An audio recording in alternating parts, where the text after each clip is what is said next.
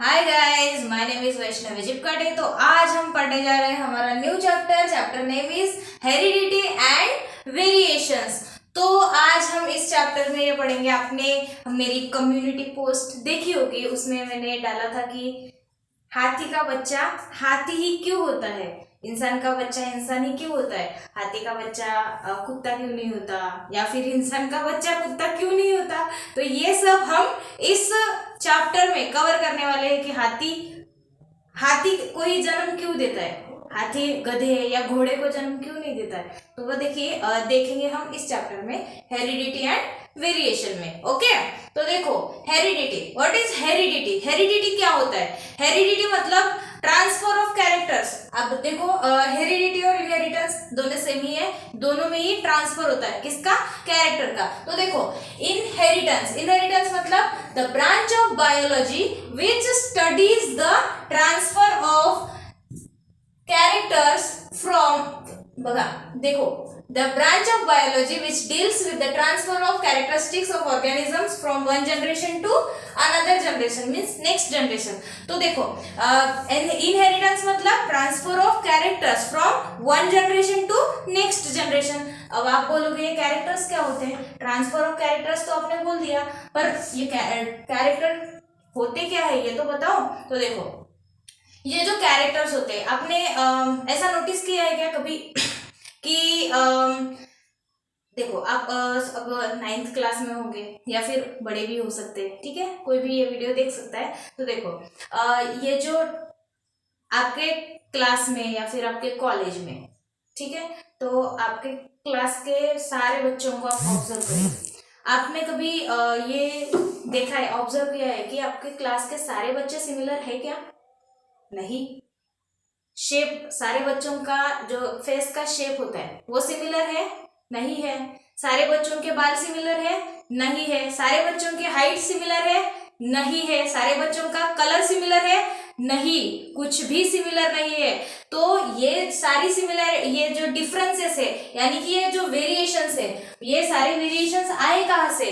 तो ये कहाँ से आए हैं? ये देखो ये सारे वेरिएशंस मैंने बताया, जैसे स्किन कलर, हाइट हो गई या फिर फेस का शेप हो गया, ये सारे जो अभी मैंने चीजें बताई है उन्हें ही हम कैरेक्टर्स कहते हैं। क्या कहते हैं? कैरेक्टर्स। तो यही है ब्रांच, जिस बायोलॉजी की ब्रांच में ये स्टडी किया जाता है, क्या? Transfer of characters of organisms from one generation to another, उसी को हम इनहेरिटेंस कहते हैं और उसी को जेनेटिक्स भी कहते हैं। क्या कहते हैं? जेनेटिक्स। ओके, और इनहेरिटेंस, हेरिडिटी ये सारा सेम है। और जहाँ पे ये जो कैरेक्टर्स की बात हो रही है, फिर आपको जीन दिखने को मिलेंगे, और जहाँ जीन की बात होती है उस ब्रांच को हम जेनेटिक्स कहते हैं। क्या कहते हैं? जेनेटिक्स। ओके, तो ये जो ट्रांसफर है ये कैसे, सबसे पहले ऑफस्प्रिंग आता कैसे है ये तो देखना पड़ेगा ना। तो देखो new progeny is formed through the process of reproduction. ये सारी प्रोजेनी जो होती है वो रिप्रोडक्शन से आती है। किस प्रोसेस से? रिप्रोडक्शन। अब रिप्रोडक्शन दो टाइप का होता है। First is sexual reproduction and second one is asexual reproduction. Sexual reproduction and second one is asexual reproduction. Okay, तो ये सेक्सुअल रिप्रोडक्शन क्या होता है और असेक्सुअल रिप्रोडक्शन क्या होता है? सेक्सुअल रिप्रोडक्शन में पेरेंट दो होते हैं। सेक्सुअल रिप्रोडक्शन में दो पेरेंट होते हैं, टू पेरेंट्स की जरूरत होती है। और असेक्सुअल रिप्रोडक्शन में ओनली वन पेरेंट होता है। क्या होता है? सिर्फ एक ही पेरेंट होता है। ठीक है, तो देखो ये जो असेक्सुअल रिप्रोडक्शन है उसमें ये जो वेरिएशंस है, विविधता है, ये डिफरेंसेस है, ये कम देखने को मिलती है। माइनर मींस कम।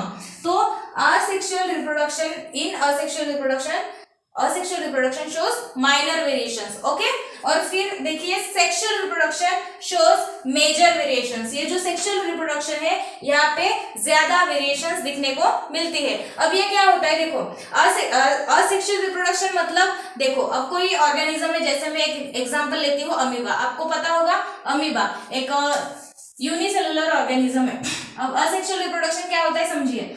अगर अमीबा का कोई शेप वगैरह नहीं होता है, ठीक है, ये अमीबा है, तो असेक्सुअल रिप्रोडक्शन क्या होगा? ये अमीबा के ही दो टुकड़े हो जाएंगे। देखो इस तरह से ये 2 टुकड़े हो गए, ये first and this is second. तो यहाँ पे कितने पेरेंट थे? Only 1 parent. तो 1 पेरेंट से अगर ऑफस्प्रिंग बन रहे हैं तो उसे असेक्सुअल रिप्रोडक्शन कहेंगे। और ये जो ऑफस्प्रिंग्स बन रहे हैं सिंगल पेरेंट से, ये कैसे होंगे? पेरेंट के जैसे ही होंगे, उनमें ज्यादा वेरिएशंस नहीं होगा। ओके, पर सेक्सुअल रिप्रोडक्शन में 2 पेरेंट्स होने के कारण देखो 2 पेरेंट्स के जीन आएंगे तो वेरिएशंस ज्यादा होंगे। समझ में आया? सेक्सुअल रिप्रोडक्शन में जो ऑफस्प्रिंग आएगा वो ऑफस्प्रिंग पेरेंट्स के जैसा बिल्कुल नहीं होगा, पूरा एग्जैक्टली पेरेंट जैसा नहीं होगा। समझ में आया? तो ये था इनहेरिटेंस और किस टाइप के वेरिएशंस आते हैं, किसमें ज्यादा वेरिएशंस आते हैं, किसमें कम वेरिएशंस आते हैं, ये था। ठीक है, अब आगे हम हेरिडिटी पढ़ेंगे। हेरिडिटी भी यही होता है और हम फिर मैकेनिज्म ऑफ हेरिडिटी पढ़ेंगे। ओके।